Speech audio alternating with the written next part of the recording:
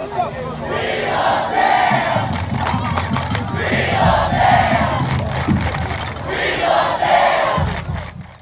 injury happened on Thursday.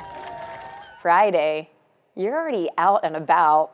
Yeah, I told Gabe, I'm like, man, we got to go home. We got to go see the game. Our high school is playing our rival. We love our high school. We always want to go back, you know.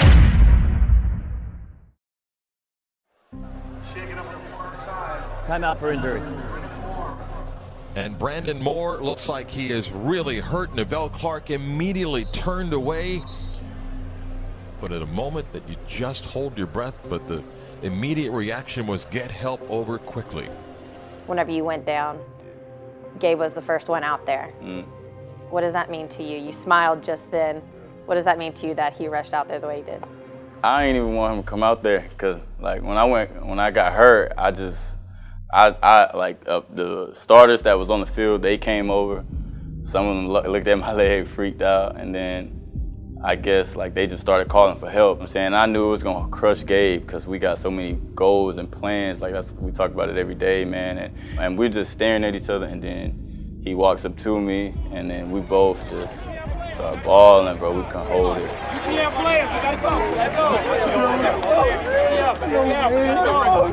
I said, don't worry, bro. I got you. You don't gotta worry about it. You know I got you. I said, we'll do this. We'll do this together. I got you the whole step of the way. I do remember that moment as we had him stable and putting him on the cart to be transported out, and I do remember that moment because that's the only time that I saw Brandon actually start to get emotional and, you know, cry a little bit. Again, I get emotional just thinking about it because it's just, you know what I mean, that kind of love and that relationship is just so special. You can see the emotions right now. That's Gabe Davis. He's one that's never going to leave his side. You know, he's always going to be there. He means it when he's going to take care of 20, you know, for life. And we all need that person to make us level. So really, it means a lot for Gabe. And I know he was very emotional because he was at the hospital with us. And I mean, that just shows a lot of his character just in general of how he is. To know he was right there, you know, he was the first person and then the last person to leave. You feel what I'm saying? Like, he didn't even want to go back to the sideline, but they made him. And I just never had somebody care so hard besides like my mom, you feel what I'm saying? And me and him not related at all. We just related through the friendship, but like I said, it's like we got the same mom and dad because this guy care about me like I'm his real brother. Father God, just ask that you place your healing hands around B. Moore, right? And just heal him, Father God, right?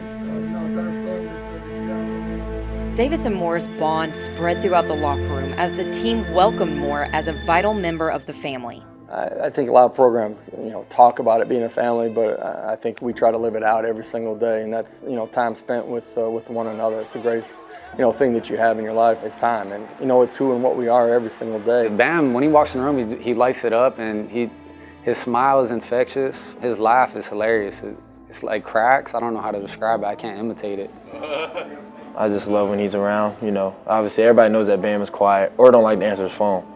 So whenever Bam is around personally, you know, you get around him, you're happy to see him because you know you got him now. You can talk to him now. He can't go nowhere. He can't hide from you. I think the people that really know Bam understand his story and all the obstacles that he's had to overcome in his life. But every single day that he's around our family, he's got a great light in his eye, and his heart is just beaming.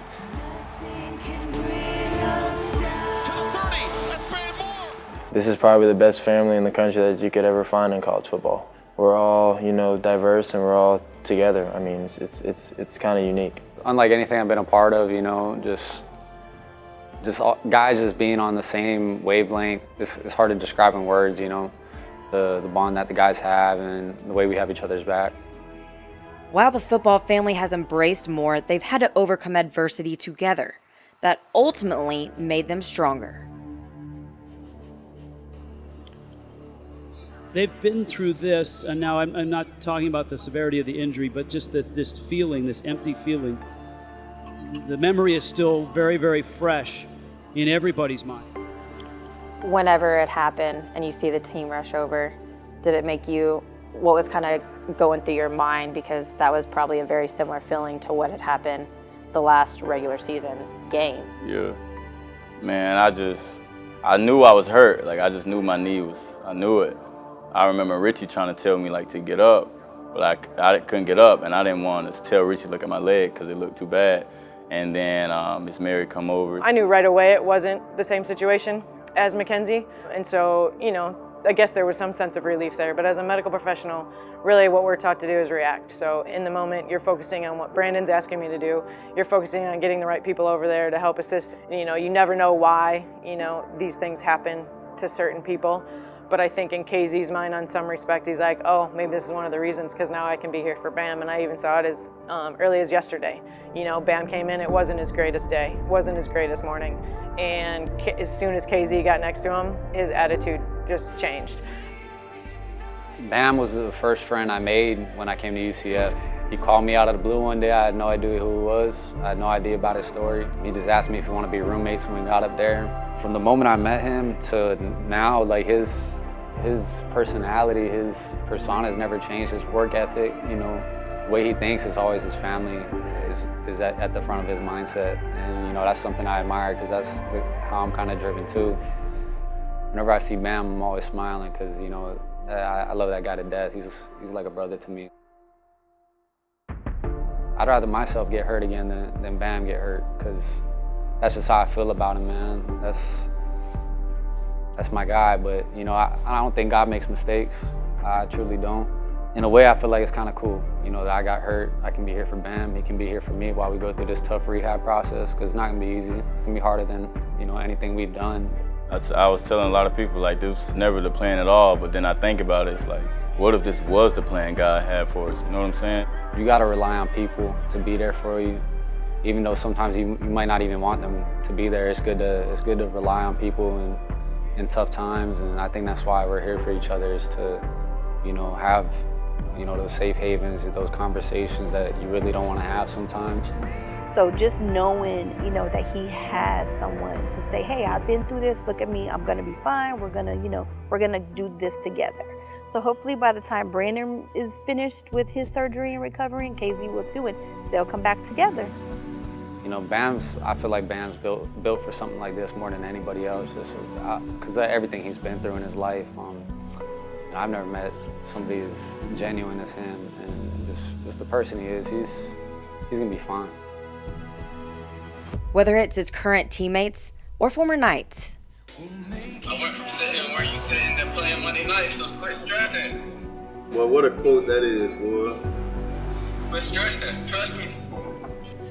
His UCF football family is there to keep Moore on track to achieve his dreams. I got a lot of love for the people out there, you know, that are praying for me and everything. It really makes me feel good, you know, to know that people that are not really like blood related, you know, cares about you. You know what I'm saying? So it's always good to have people that you don't really know outside of the helmet that like cares about you, you know, because that shows that it are really good people in this world.